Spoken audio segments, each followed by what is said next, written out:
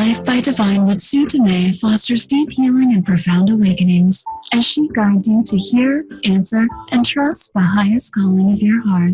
Your host and sacred guide is global impact visionary leader Sue Dumais, a best-selling author, international speaker, and gifted intuitive healer who challenges all of us to shift from life by default, or even life by design, to truly living life by divine. And now, here is Sue Dumais.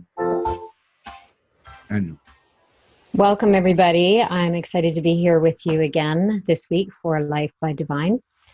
And today's topic is really near and dear to my heart because it's principles that I live and breathe every moment of my life. They're the 10 life principles that help us shift consciousness from head to heart. And I call it heart-led living. It's part of one of my other books. And this book is based on my life and all the principles that really help me stay in my heart space. The one question I get from a lot of people is, how do I know it's my heart versus my head? So the discernment between heart and head is essential in being clear that we're actually leading with the heart. So today I'm going to share the 10 principles and go into them a little bit. And they're from my book, Heart-Led Living, When Hard Work Becomes Heart Work. And last week we were talking about the concept of the right and wrong. When we fight to be right, we will always feel wrong. And that actually came from my book, Stand Up, Stand Out, Stand Strong, a 30-day guide to navigate life when the shift hits the fan. So that one is my most recent book. Heart-Led Living is a foundation that everything is built upon in my life and in all my work. So I love that today the guidance came in for me to share the 10 principles with you. And as we dive deep into them, my encouragement for you, the invitation, is to take one or two, maybe three, and bring them into your life and integrate them. So it's one thing to hear about them. It's one thing to understand them at the level of the mind. And then it's another to actually bring them in and integrate them and understand them at all levels, physically, mentally, emotionally, spiritually, and energetically. So it's more about creating an understanding of the principle, inviting it into your life, seeing how it's playing out, seeing how it's not playing out in your life. Where is it needed more? Where do you need to practice it more? And then the invitation and intention to integrate it. And that goes with anything we listen to. When we're listening to an audio, when we're listening to a radio show, when you're listening to this radio show or others, when you're reading books, anything you're doing, there's always an invitation to have an understanding of it and then to invite it and integrate it. Now, it can be overwhelming in today's society. There's a lot of resources out there. There's tons of podcasts, there's tons of radio shows, there's lots of YouTube videos. You can pretty much search any topic and find a whole bunch of information, pages and pages of Google searches on one single topic. And it can be overwhelming. So how do you navigate through all of that overwhelm, or through the vast amount of resources that are available to us today? Being heart-led is one of those ways that can save you a lot of time, can save you a lot of energy, and it actually ends up saving a lot of money.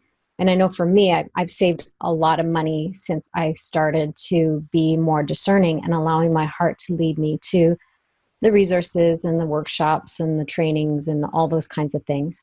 Before, I would just kind of jump in and do everything. And now it's a practice of actually stopping and tuning in and asking my heart to lead versus my head.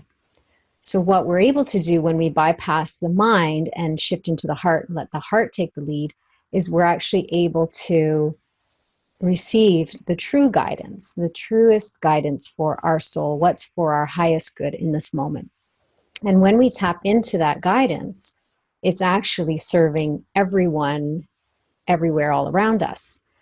And the invitation is to trust and remember that naturally we're meant to lead with the heart. It's a natural experience for us. When we're born, we are born naturally trusting and leading with our intuition. You can call it intuition, you can call it gut instinct, you can call it your heart, you can call it your soul, you can call it your spirit.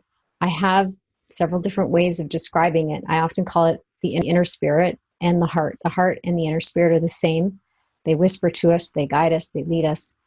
And it's that bridge. The heart is the bridge between our human experience, our humanness, and our divinity, God, soul, spirit, source, whatever word resonates for you. So as you're listening to my episodes or anything else, the invitation is always about taking what resonates and integrating that and letting everything else go. And you may end up coming back to this episode several times because you want to dive deeper into one of the other principles, or you've already dove deep into one and you feel like you've integrated it. Then there's the opportunity to come back to this show and listen to the replay and move into the next principle and integrate that. Just taking time for that. So the book is Heart-Led Living, When Hard Work Becomes Heart Work. And each chapter is a principle. So what I'm going to do is I'm going to go through the principles with you and describe them and give you some examples of how they play out and how you can potentially integrate them. So the book is designed to support you in doing that, when I'm going to do that here in the show. And as you're listening, listen with your inner ear. Imagine tuning in and letting your heart kind of take the information and guide you from there. Now, obviously, I'm giving you an understanding at the level of the mind. We're working at reprogramming, unprogramming, unlearning, unwinding the mind. That's our programming that is no longer serving, or that is based on fear. And it's something that all of us have experienced and all of us have been exposed to over the years and continue to be exposed to. So it's an ongoing practice of remembering to trust our intuition, to trust our heart to lead us. And what others think and believe about us and our lives isn't always true. And what we believe and think about our own lives is not always true. So we have to be able to practice discernment, practice awareness, being able to drop in and see, does this resonate for me? How is this true for me? Is it still my truth? Is it actually something that is actually serving me that I will carry forth? Or is it something that I need to let go of? So sometimes we bring things and we have things that come into our life and it's purposeful for a time and it supports us for a time. Perhaps as a young child, it was a way of kind of keeping yourself safe or feeling protected. Perhaps it was a way to manage or move through fear or trauma. So there's things that we actually acquire along the way that in some way served us at the time, at the level of consciousness we were operating at. It served us in a way.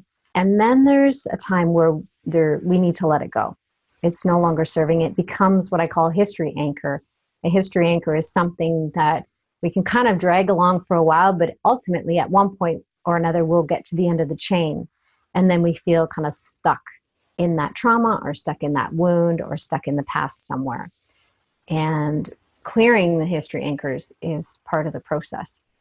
Heart-led living allows you to get into the heart space and identify what it is that's meant to be on your path to support your deepest healing.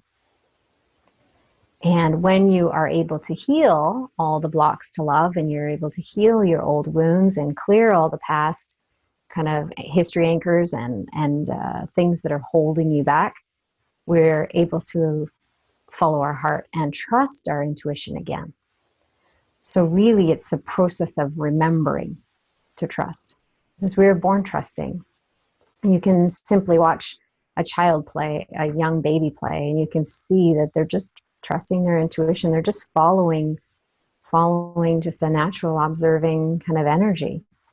And there's a beautiful flow to how they interact with the world. And then they're programmed over time to distrust, to think about it, don't feel into it.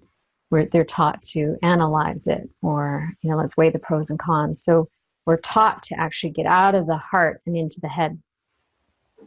And the journey back into the heart isn't always easy. And some of these principles may sound simple, but they're not always easy to integrate. So have some compassion, have some love, invite some tenderness towards yourself, and, be encouraging towards yourself. And start with 1 or 2 principles and see how it goes. And 1 or 2 of these you might already have an understanding of, but the invitation is then to integrate it or bring it into one area of your life, perhaps that you've been avoiding bringing it in, or you haven't even thought about bringing it in. So let's dive in.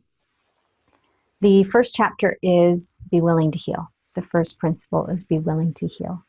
So our willingness to heal is essential on this path to awakening and to aligning with our heart yes, and really embodying our soul script, being able to say yes to the role that we're meant to play in this world. Being willing to heal means that we're willing to listen deeply to the physical body and the symptoms and the signals that it's giving us, our willingness to feel our emotions, our willingness to look at our minds and look at our thoughts and see how our mind is actually keeping us stuck or held in kind of a loop or a hamster wheel. Our willingness to heal is essential. So when you look at healing, I want you to recognize that healing at the level of the mind happens in many different ways, and there's many different paths to get there. I happen to go through the body to heal the mind. That's my path. I can tune into people's emotions. I can tune into people's physical sensations. I can sense and detect illnesses and diseases in the body. And I often go through the body and then identify where the root cause is. And the root cause can often be in a thought as well. So our willingness to kind of trace it back to the thought or belief, or a willingness to kind of trace it back to the root, is essential in helping us align with the path that we're meant to take. So our choice to heal, we are here as these spiritual beings having a human experience. And in that humanness, we have the right to choose our own free will. So there's our human will, and there's our higher will, or our soul's will, or God's will for our life. And ultimately, the truth is we are actually in alignment with that higher will.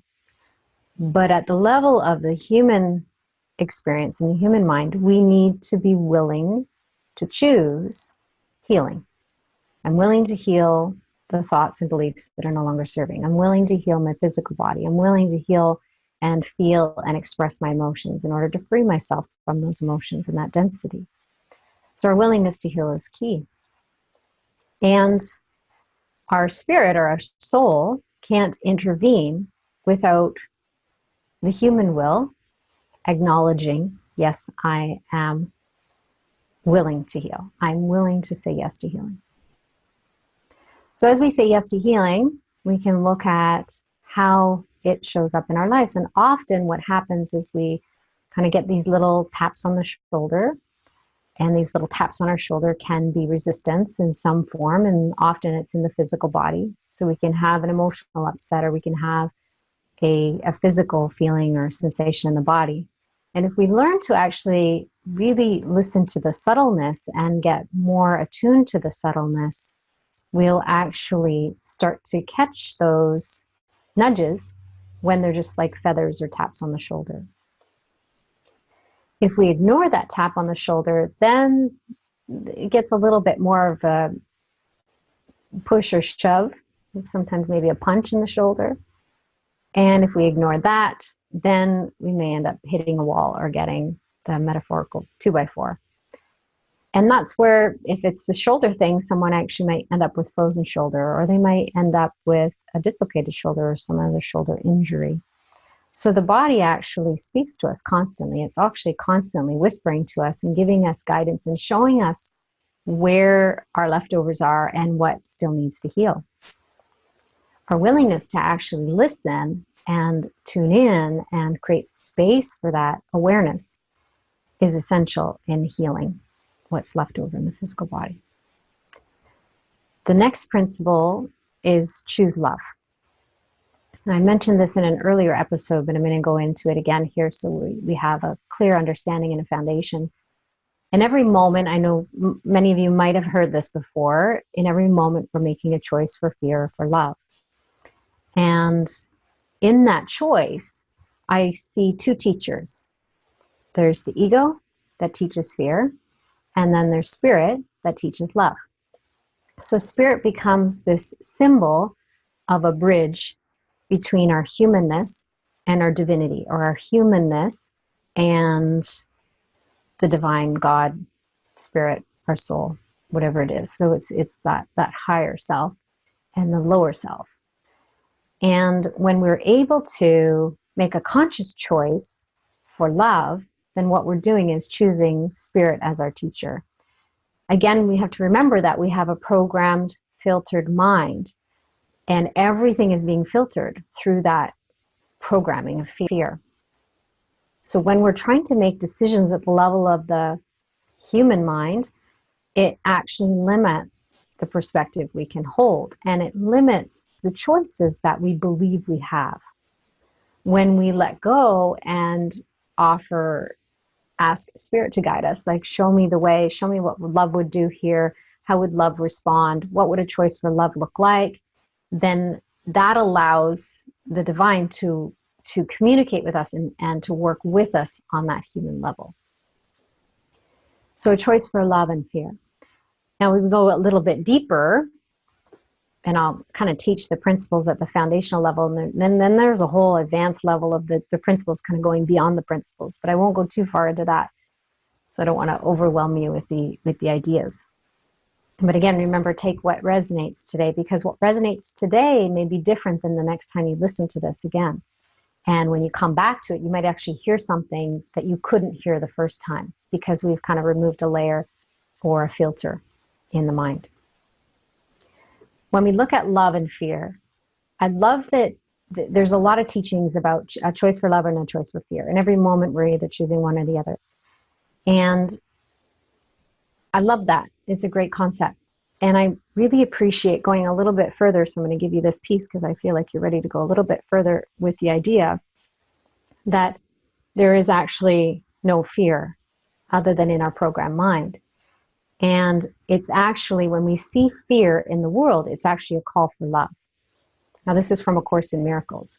So there's love and a call for love. So instead of saying there's love and fear, there's love and a call for love. Now, at this time where the shift's hitting the fan and everything's getting uncovered and everything's coming up for healing for all of humanity, it's helpful for us to recognize that the fear, the violence, the hatred, and everything that's happening in the world right now is actually, underneath it is all a call for love.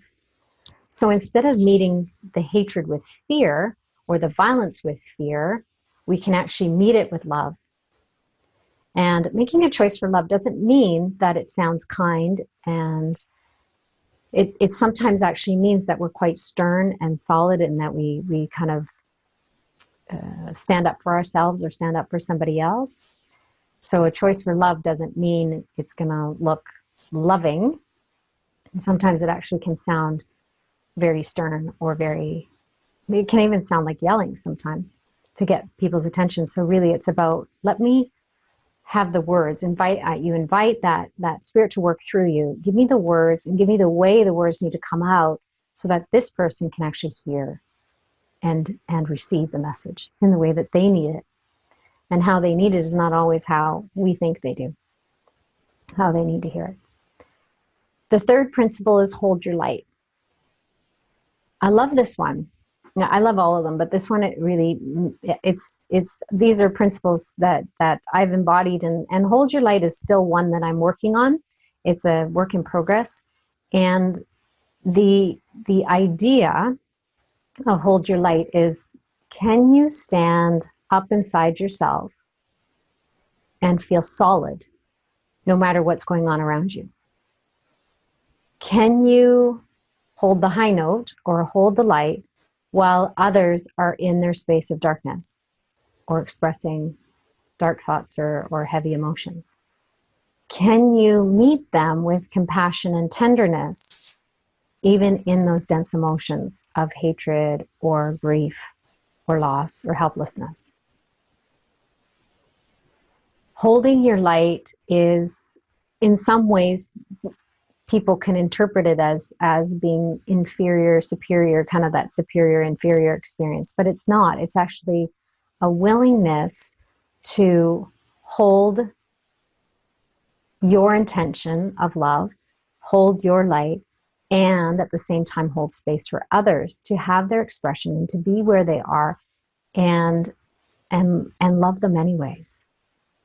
So if they're in fear, that's okay. If they're in a space of anger, if they're feeling grief or loss or helplessness, we can hold our light and not feel like we need to go down and meet them there. It's a very different experience, and it's a tricksy one to integrate. I'm going to invite you to practice it. The other piece with hold your light is when other people don't agree with what you're saying, or when others are triggered by what you're saying or doing, or others judge you.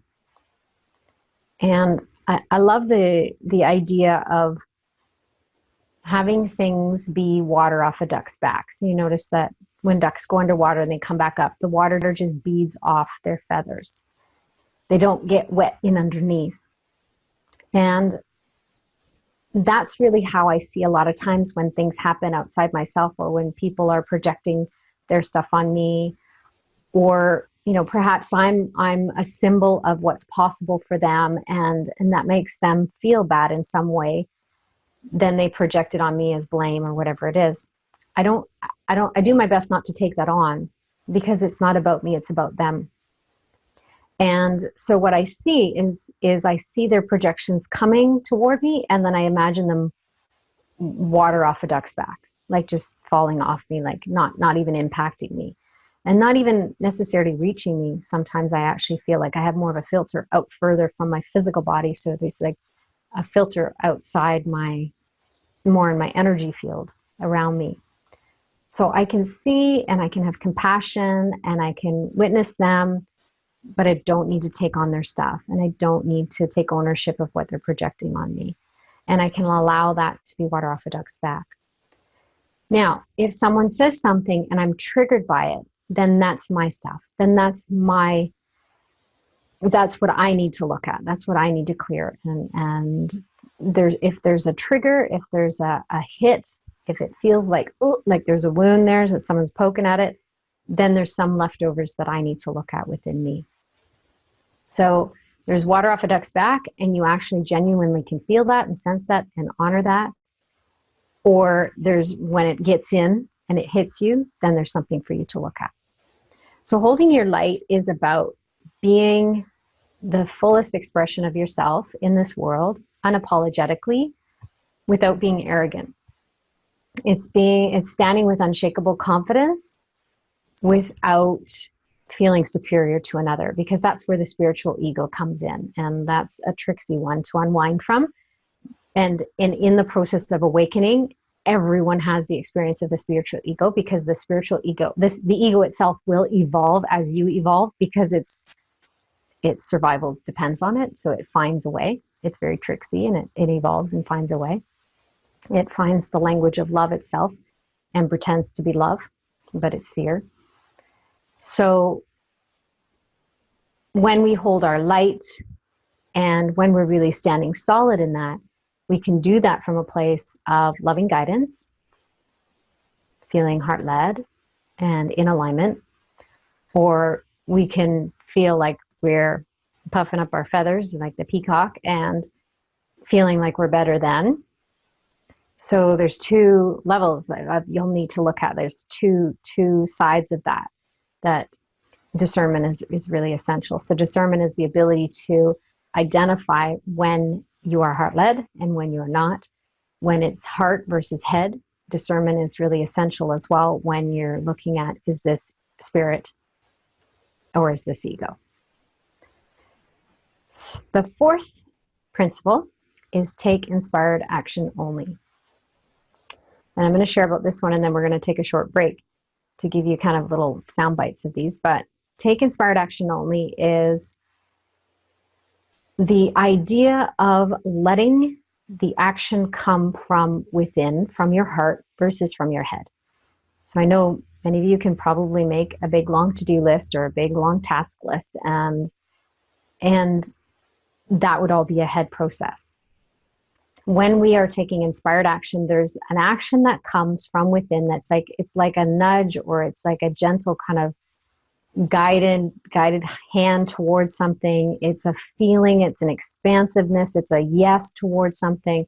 Inspired action is a very beautiful feeling of supportive movement towards something without the attachment of the outcome. Inspired action can look like no action, in which the ego will come in and convince us that we're procrastinating. It'll convince us that we're being lazy or that there's something wrong. But sometimes inspired action is no action.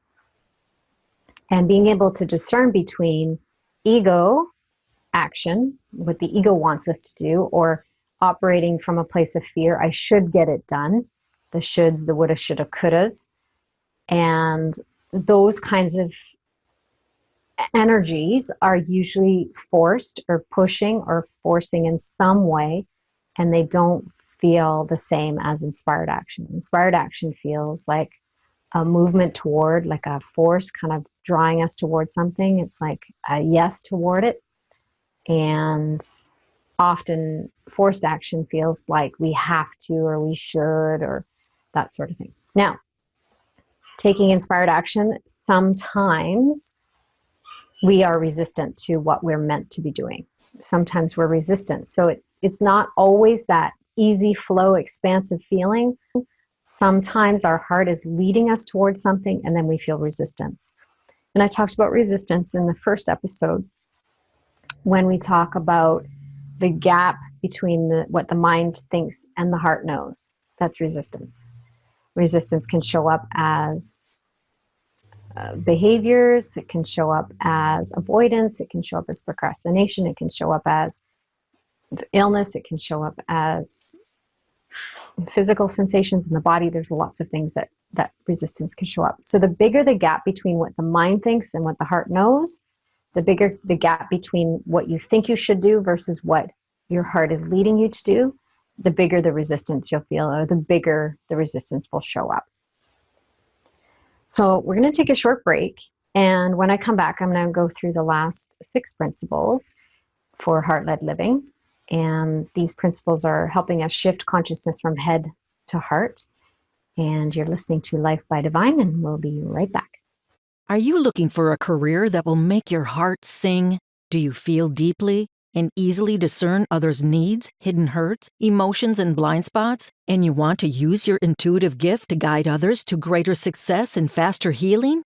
Sue Dumais' 10-month intuitive coaching certification program will help you become a clear channel for healing energy and intuitive insights. This program is designed for those who feel a deep calling to do their own heart work while learning to inspire and guide others to do the same. Our once-a-year enrollment is now open, with a limited number of spots available for our October 2nd start date. Apply today at heartledliving.com/become-a-coach. Welcome back. You are listening to Life by Divine, and I'm your host, Sue Dumais. I've been going through the Heart-Led Living principles from my book, and we are on the 5th principle. The Heart-Led Living principles are designed to shift consciousness from head to heart. The 5th principle is fill your heart first. I love this principle for many reasons. One, because I learned this lesson the hard way, and I learned that giving and giving and giving and giving and giving to the point of depletion was not serving me or anyone else. And I had to learn, I had to hit the wall. I definitely hit the wall. And I had to heal myself from cancer. And in that experience, this lesson came in really, really clearly. Learning to fill my heart to the point of overflow so that I could actually give from the overflow. So fill your heart and give from the overflow was the idea. Was not an easy process for me. As a woman, I was programmed to give and give and give and give some more and give more until I had nothing left to give. And then I would kind of crash, and then I would recover, and then I would start giving and giving, even before I even managed to bring up my reserves again. At the same time, I was so passionate and so excited to help other people and wanted so desperately to help others that I couldn't understand the idea of receiving while I was giving. And the drive to give, the drive to extend, the drive to help was so, so strong within me. And I never really learned that receiving was important. I never even thought of the idea of letting myself have that space to recuperate or to rejuvenate and to rest. So fill your heart first is one of those lessons, I think, that one of these principles that everybody needs to integrate at this point. And a lot of people we're taught that that self-love is being selfish, that taking care of yourself is being selfish. And it's actually not. It's taking care of yourself and putting yourself first and filling your heart first is actually self-love. It's a choice for love. And when we make that choice for love for ourselves, we're actually inspiring others to do the same. So when I became a mother, the last thing I wanted to do was teach my kids how to give and give and give until they fall apart, until they have nothing left. That self-sacrificing giving is not sustainable. It's not a choice for love towards self. And if it's not a choice for love towards self, how can it possibly be a choice for love for others? Because what we're doing is giving from a place of fear or obligation or sacrifice, and that's not serving. So filling your heart first and giving from the overflow is the only sustainable way to be of service in the world. So the whole idea of self-sacrifice, being of self-sacrificing service or being of self-service, I call it more being of self-fulfilled service. So it's filling your heart, filling your cup, and then extending. That's the sustainable way. And I know this is a more challenging principle for women. And there's a lot of men out there too that can relate to this, but I know for women, we're really taught that we need to give and give and give, and that receiving is more challenging. So even take a moment to look at your relationship with giving and receiving. How do you feel about receiving? Is it easy to give as it is to receive? Do you find it harder to receive? Do you feel that your heart is open to receive? So even in this moment, if you feel that it's not, can you open it up a little bit? Can you soften it just a little bit and say, oh, I'm willing to open up my heart a little bit more to receive? The other thing that really helped me is to actually start to see that giving is receiving and receiving is giving.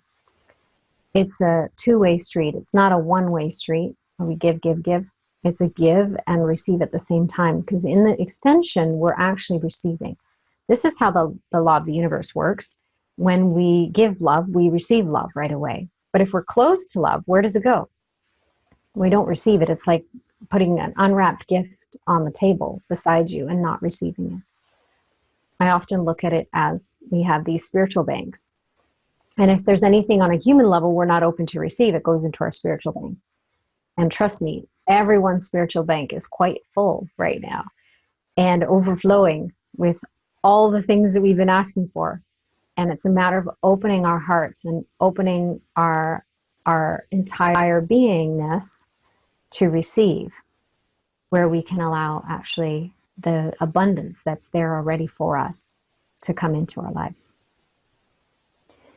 The sixth principle is be open to anything. And by be open to anything, I mean be open to anything. This is where we can open up the mind and allow us to kind of create a breakdown in some of those filters in the mind. When we think we know, or when we think we don't know, the mind is closed. The moment we open up to, I don't know, I'm open, I'm curious, I don't know what's going to happen, and I'm willing to explore it, we also open up to the idea that maybe we don't know what's best for us. On a human level, we certainly don't, because we're working within a limited perspective. But our heart actually has the big perspective. Our heart has that connection to our source, to spirit, to the divine. And it actually can see the perfection that's playing out. It can see the beautiful orchestration that's happening for our lives, individually and collectively as humans. And it's operating on all of our behalf all together, all at once. So when we're open to anything, we let go of what we think we know and we open up to whatever the guidance is. And sometimes the guidance comes in through our heart and it surprises us. Sometimes if we're sitting and we're asking our heart, should I do A or B? And we're not really open to anything, then because we have the right to choose our free will, Spirit will be, well, if you're only giving me the option between A and B, then A is the best choice for you right now. But I do have this other path that would be really cool and full of miracles if you're willing to be wide open. So when we ask limited or closed questions to Spirit, it actually limits the answers we can get. When we ask, what would you have me do? And we're open to anything, then Spirit can actually guide us and we can actually get the information and the guidance from the heart that's for our highest good at that time. If we have already a closed mind or an idea of what is possible for us, then we're kind of working within that limitation. We're kind of asking Spirit to work within that limitation. When we're open to anything, we can ask open-ended questions and receive answers. That might surprise us. Often, most of them often surprise me. The guidance that comes through for me often surprises me when I'm wide open to anything. Being wide open to anything is also allowing abundance to come in any form it's meant to. So if we have an idea, if we think, oh, I'm going to start a program, or I'm going to launch this, or I'm going to get a job, and that's how I'm going to, be abundant, financially abundant, then if there's another plan, if there's something else that's out there and available to us, then we're kind of closing the door on that. I was working with a client recently, and I said to her, she was looking at adopting a child, a baby, and I just said, I feel like you need to just open all the doors and open all the windows and turn all the lights on and be just wide open to anything and let whatever's meant to come towards you come towards you.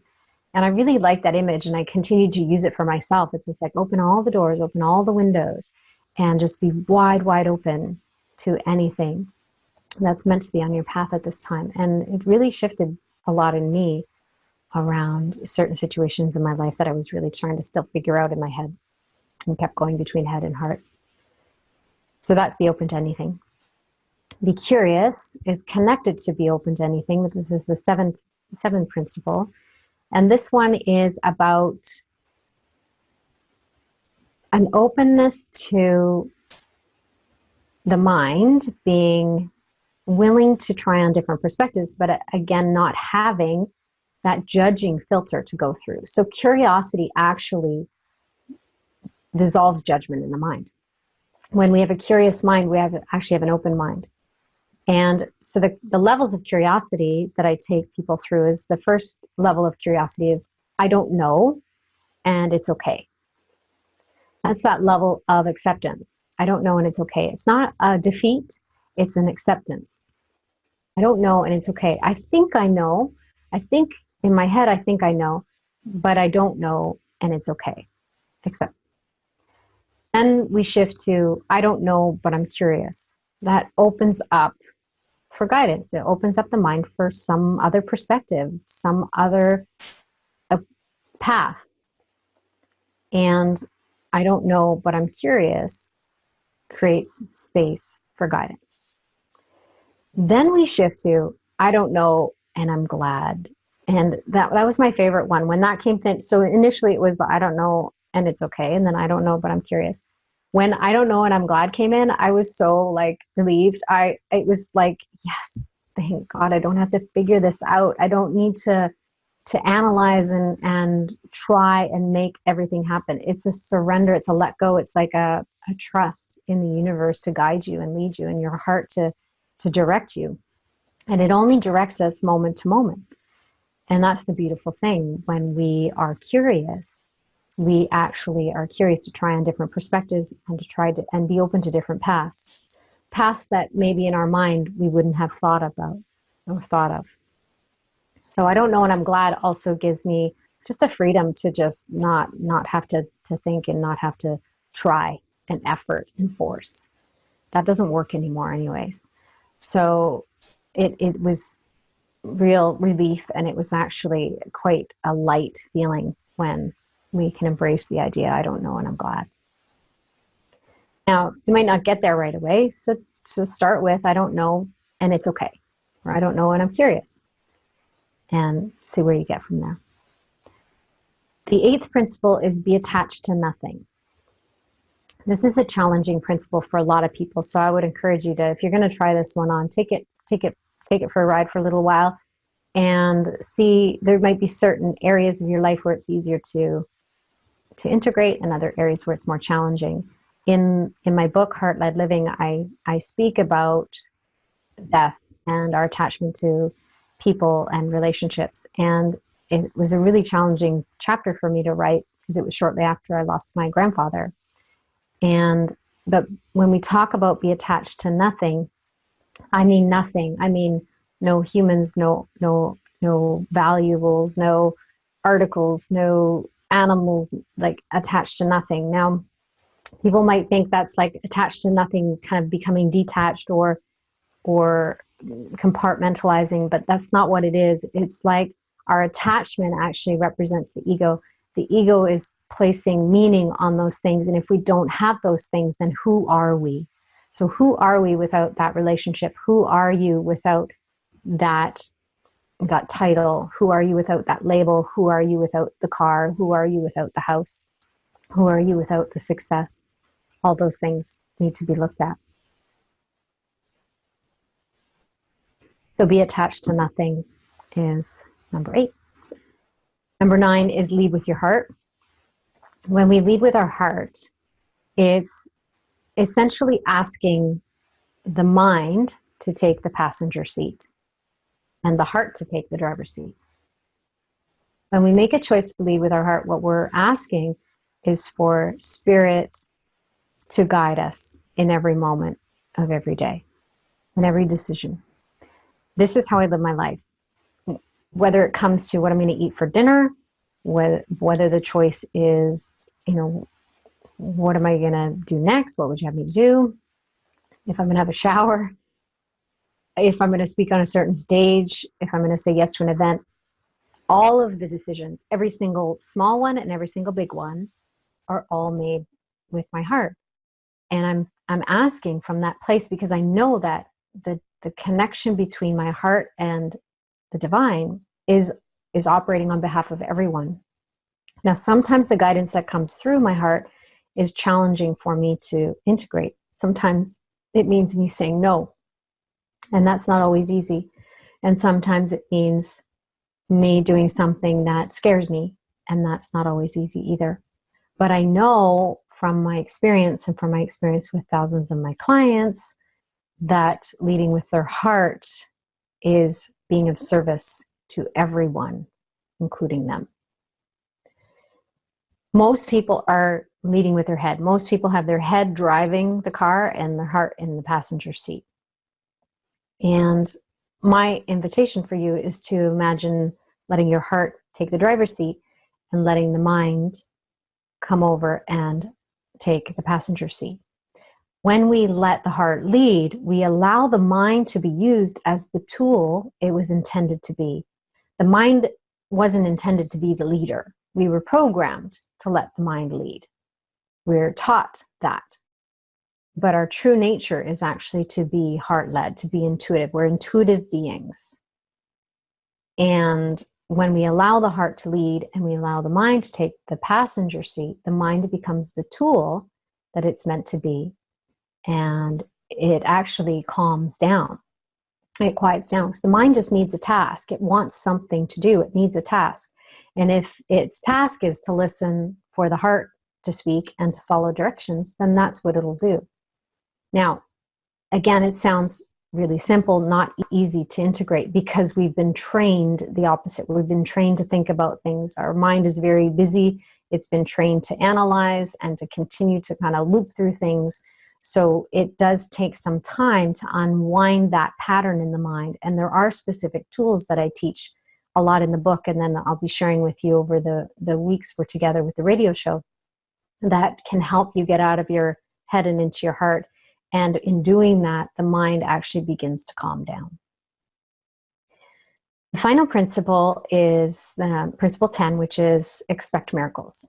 Now, these principles are in this order for the reason that that's how they came out for me.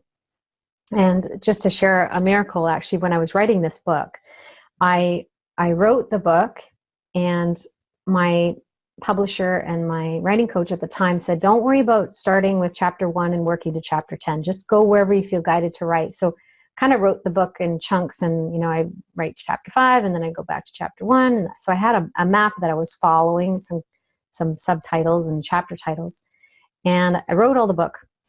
And at the end, the very end, as I was finishing the final chapter, which I thought was the final chapter, which was chapter 9, I spit these principles out, and I'm like, 10 principles: be willing to heal, choose love, hold your light. They all kind of listed out at the end of the document.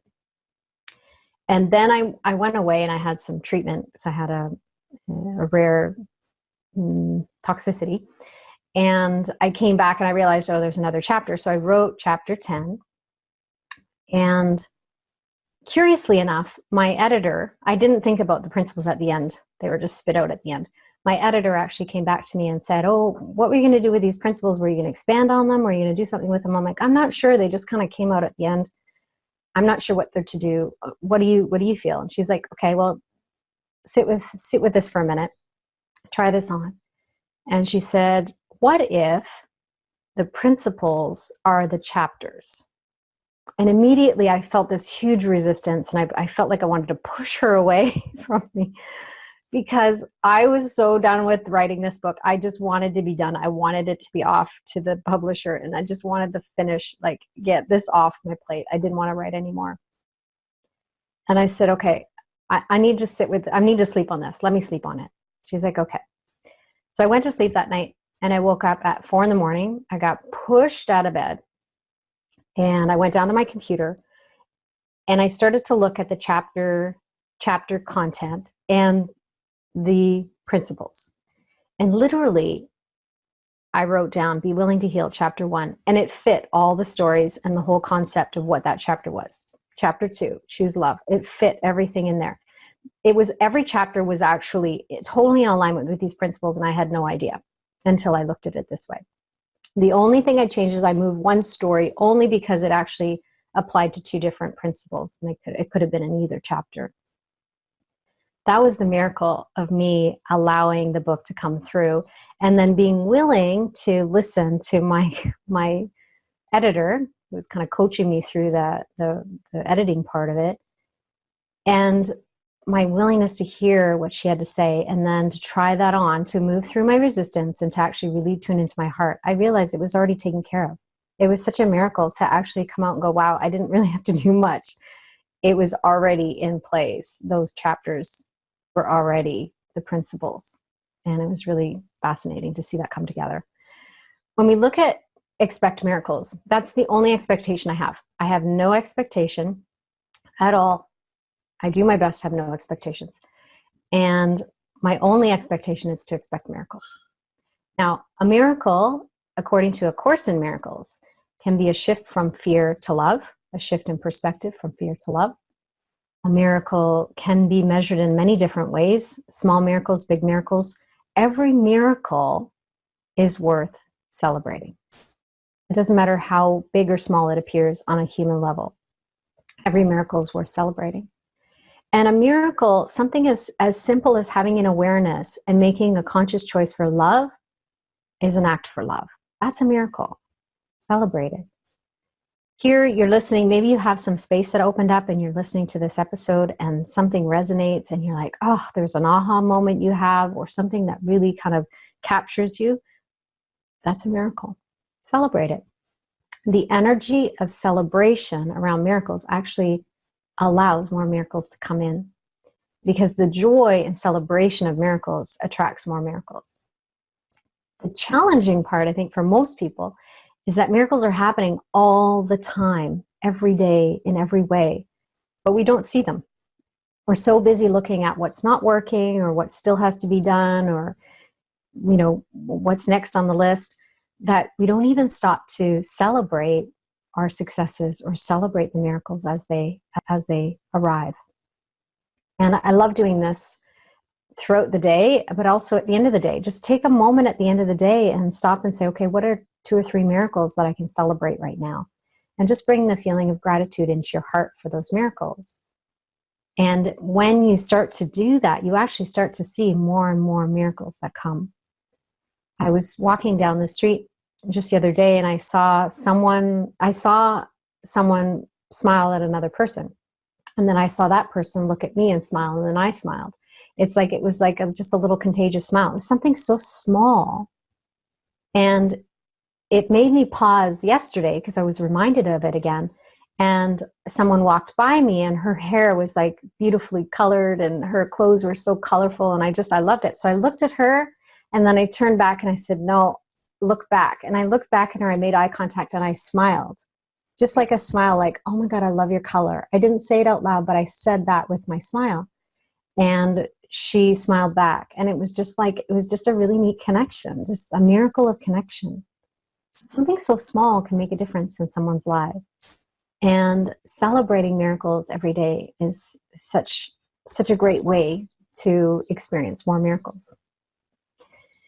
So I will leave you today with a quote, one of my favorite quotes from Albert Einstein. And we can look at every situation in life as a miracle. And I want you to see that I see you as a miracle. You are a miracle. You're here, living, breathing, miracle. And your life matters. There's an essential role that you have to play in this world.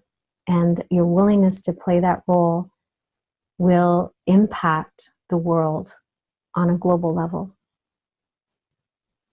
I'm excited to be here with you, and I have lots to share, and I'm excited each week to be able to bring these ideas and these concepts into your heart and into your life. And my prayer for you, my intention for you, is to make a conscious choice to integrate, to bring these things in and bring them into your life in a way that will actually empower you and inspire others as well. So we're all here to unite in love for each other and our planet. And we each have an essential role to play as we come together. And your role is essential. And I'm honored to be on this path with you and to imprint your heart in one way or another each week through these episodes. I love you. I see you. I honor you. Namaste.